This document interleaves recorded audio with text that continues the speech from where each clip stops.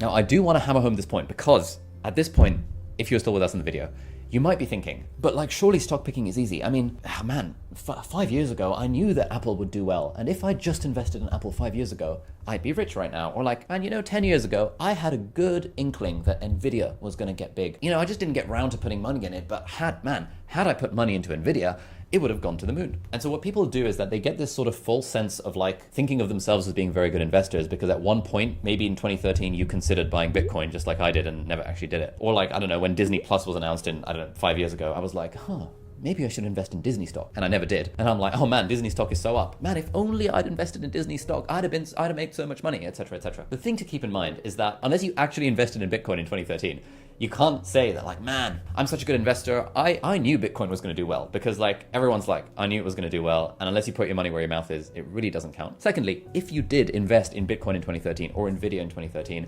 when would you have sold? Would you have sold when the price 5x's or 10x's or 100x's? Like, how would you have known to hold on for the next like 15 years because like stuff was going to go up and down and ultimately up? Let's say you own Nvidia stock right now. Nvidia is at an all-time high in its stock price. Do you keep on holding or do you sell? Do you think, man, this AI boom is a bubble, so do you sell Nvidia because you're like, there's OpenAI and all these, Microsoft and all these companies, it's all just like a bubble and it's going to pop? Why didn't you sell 6 months ago when everyone was like, oh my God, Nvidia's dying and the stock price is going down? Like, loads of people sold at that point. Like, what is it about you that would have kept you holding on to the stock? It is so easy to delude ourselves into thinking that we are good investors just because we had a thought a few years ago that like, I should probably buy Nvidia and then didn't actually do it. Or even if you did buy Nvidia a few years ago, you maybe just got lucky.